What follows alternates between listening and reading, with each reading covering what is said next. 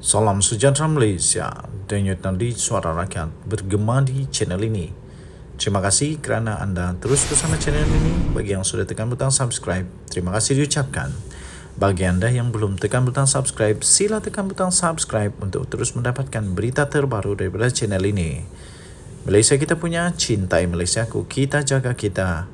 Berita terkini hari ini.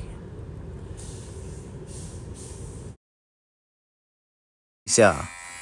Bertarikh 6 Januari 2023 diterbitkan di astroawani.com bertajuk Projek Kerajaan, CEO Syarikat Swasta ditahan jadi orang tengah dana sebanyak 92.5 bilion ringgit Malaysia. Suspek disahkan telah ditahan ketika hadir memberikan keterangan berhubung siasatan kes itu di Ibu Pejabat Suruhanjaya Pencegahan Rasuah Malaysia Putrajaya pada Khamis. Berita penuh. Putrajaya. Seorang ketua pegawai eksekutif CEO sebuah syarikat swasta disahkan telah ditahan reman selama 5 hari sehingga Selasa depan kerana disyaki telah menjadi orang tengah bagi pengagihan projek-projek kerajaan di bawah pakej rangsangan ekonomi yang melibatkan dana sebanyak 92.5 bilion ringgit Malaysia. Perintah reman itu dikeluarkan oleh Mahkamah Magistrate Putrajaya di sini pada Jumaat. Menurut sumber, lelaki yang berusia 42 tahun itu ditahan ketika hadir memberi keterangan berhubung siasatan kes itu di Ibu Pejabat Suruhanjaya Pencegahan Rasuah Malaysia SPRM di sini pada malam Khamis. SPRM sebelum ini telah mengeluarkan kenyataan berhubung siasatan yang difokuskan kepada dana kerajaan yang berjumlah 92.5 bilion di bawah program rangsangan dan pemulihan ekonomi. Sumber itu turut berkata SPRM membuka beberapa kertas siasatan terhadap sekurang-kurangnya 5 individu yang dipercayai menjadi dalang kepada beberapa syarikat untuk memperolehi projek-projek yang bernilai antara 50 juta ringgit Malaysia dan 500 juta ringgit Malaysia secara rundingan terus. Hampir 90% daripada projek yang diberikan adalah secara rundingan terus dan masih belum dilaksanakan kerana tiada pengeluaran surat setuju terima lagi. Justru, SPRM akan memfokuskan kepada siasatan terhadap baki 10% projek yang sedang berjalan, membabitkan perkembangan projek antara 10% hingga 20% katanya di sini pada Jumaat. Menurut sumber lagi, suspek yang ditahan itu dipercayai telah menerima rasuah bagi menghubungkan antara kontraktor-kontraktor dan pihak atasan. Berdasarkan keterangan beberapa kontraktor yang disoal siasat, mereka mengaku telah membayar komisen sebanyak 3 hingga 5%. Menurut sumber, wang itu dimasukkan ke dalam akaun sebuah parti politik kononnya untuk tujuan pembiayaan politik. Sementara itu, Ketua Pesuruhjaya SPRM Tan Sri Azam Baki ketika dihubungi di sini pada Jumaat telah mengesahkan penahanan tersebut. Kes itu katanya disiasat mengikut Seksyen 16(e) Akta SPRM 2009. Seksyen itu memperuntukkan hukuman penjara maksimum 20 tahun dan denda tidak kurang daripada 5 kali ganda jumlah atau nilai suapan atau RM10,000 mengikut mana-mana yang lebih tinggi. Sekian berita, denyut nadi suara rakyat bergema di channel ini. Jangan lupa untuk tekan butang subscribe, like dan share. Saya ingin ucapkan selamat tahun baru kepada semua rakyat Malaysia. Sekali lagi, bagi anda yang belum tekan butang subscribe, mohon tekan butang subscribe kerana ianya percuma. Malaysia kita punya. Cintai Malaysiaku, kita jaga kita. Kita jumpa lagi pada berita-berita yang akan datang. Jaga diri, jaga keluarga. Pastikan anda mengikuti SOPs yang telah ditetapkan oleh Kerajaan Malaysia untuk kita dapat memerangi bersama sekali lagi COVID-19 yang semakin mengganas. Kita ucapkan selamat maju jaya kepada pasukan Harimau Melaya yang akan menentang pasukan apa? Pada malam ini. Kita jumpa lagi. Bye-bye. Salam sejahtera Malaysia, denyut nadi suara rakyat bergema di channel ini.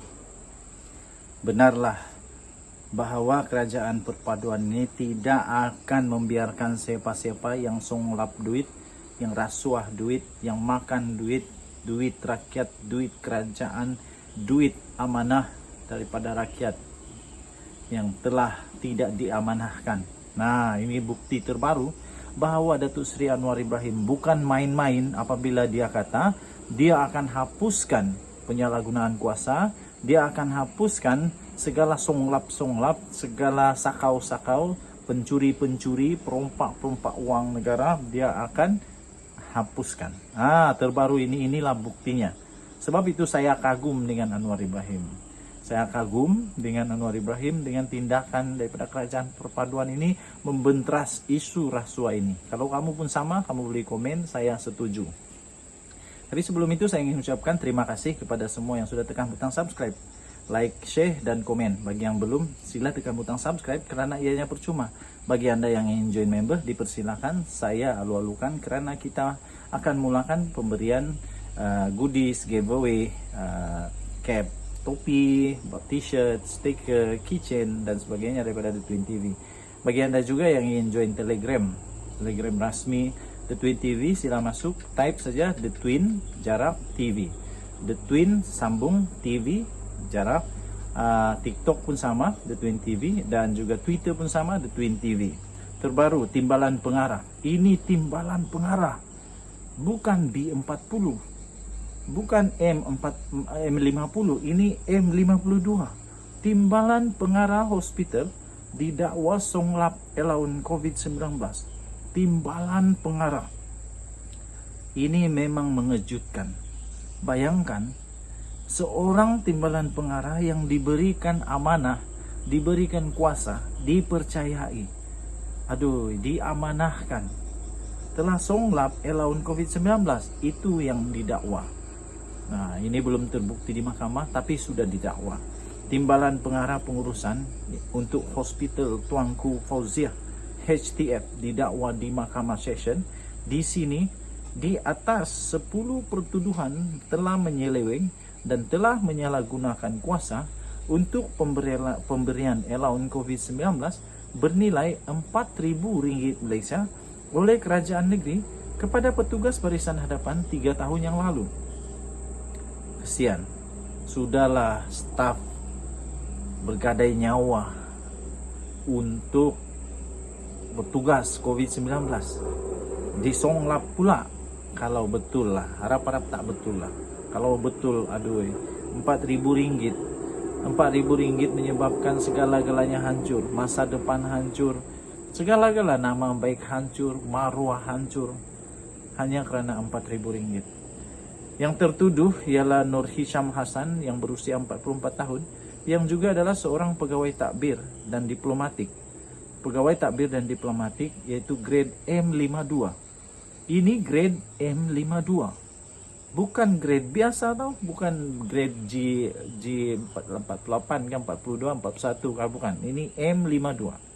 Mengaku tidak bersalah dan meminta dibicarakan selepas pertuduhan dibacakan di hadapan Hakim Nur Sahla Hamzah. Dia tidak mengaku bersalah, maksudnya dia belum bersalah. Harap-harap dia tidak bersalah lah, supaya masa depan dia semua tidak hancur lah. Jadi harap-harap ini tidak dia lakukan. Kalau dia lakukan, kebenaran harus ditegakkan. Berdasarkan kepada kertas pertuduhan itu, Nur Hisham telah didakwa menipu 10 kaki tangan HTF dengan memperdaya mereka untuk mempercayai bahawa mereka sudah menerima bantuan one-off allowance COVID-19 daripada Kerajaan Negeri Perlis bagi tahun 2020. Tertuduh dengan curangnya telah mendorong setiap orang seorang mangsa untuk menandatangani dokumen rekod yang mengesahkan telah menerima wang bantuan bernilai RM400 Malaysia. Tertuduh telah didakwa melakukan perbuatan berkenaan di HTF pada 27 April hingga 29 April 2020. Oleh hal demikian, tertuduh telah didakwa melakukan kesalahan mengikut Seksyen 415 Kanun Kesiksaan dan boleh dihukum mengikut Seksyen 417 Kanun Kesiksaan, yang mana sabit kesalahan beliau boleh dipenjara sehingga 5 tahun atau denda atau kedua-duanya sekali. Pendakwaan dilakukan timbalan pendakwa raya iaitu Rehab Abdul Syukur, manakala tertuduh tidak diwakili oleh seorang pun peguam. Rehab dalam hujahnya mencadangkan kepada mahkamah supaya tertuduh dikenakan jaminan RM5,000 bagi setiap pertuduhan. Selain itu, tertuduh dikehendaki untuk melapor diri di Pejabat Suruhanjaya Pencegahan Rasuah Malaysia SPRM setiap bulan. Tertuduh bagaimanapun merayu kepada mahkamah supaya uang jaminannya itu dikurangkan, memandangkan dia mempunyai komitmen lain selain pendapatan suaminya yang bertugas sebagai pembantu operasi agak kecil dan tiada barang kemas untuk digadai. Mahkamah kemudian menetapkan tertuduh membayar Rp4.000 dengan seorang penjamin bagi setiap pertuduhan yang dikenakan. Tertuduh membayar jaminan sebanyak Rp40.000. Nur Sahlah turut menetapkan 7 Februari hadapan sebagai tarik sebutan semula kes. Tertuduh sebelum itu dipanggil ke pejabat SPRM Perlis petang semalam untuk membantu siasatan sebelum ditahan. Sementara itu, pengarah kesehatan Perlis, Dr. Ismuni Bukhari ketika dihubungi berkata, pihaknya akan mengikuti segala prosedur yang telah ditetapkan sebagai penjawat awam. Katanya, saya tidak dapat maklumat rasmi sepenuhnya. Maklumat rasmi daripada SPRM berhubung kes ini. Sekiranya dapat, katanya, kita akan ikut sepenuhnya tata cara pengurusan tata tertib penjawat awam, katanya. Pertama, saya ingin ucapkan tahniah kepada SPRM yang telah bertindak tanpa mengira bulu. Kalau salah, tetap salah. Keduanya, saya juga respect, salut, dan sangat-sangat kagum dengan pekerja-pekerja, 10 orang pekerja itu yang berani untuk menegakkan kebenaran, walaupun kemungkinan mereka semua mungkin akan dipulaukan, mungkin akan menjadi buah mulut, mungkin menjadi macam-macam lagi. Tapi mereka berani untuk menyuarakan hal yang tidak betul ini. Ini harus dilakukan oleh semua rakyat di Malaysia. Sekiranya ada, harus dengan berani untuk menyatakan kebenaran. Jangan takut kerana negara kita ada undang-undangnya. Setiap orang yang melaporkan ada prosedur untuk melindungi mereka. Tidak akan ada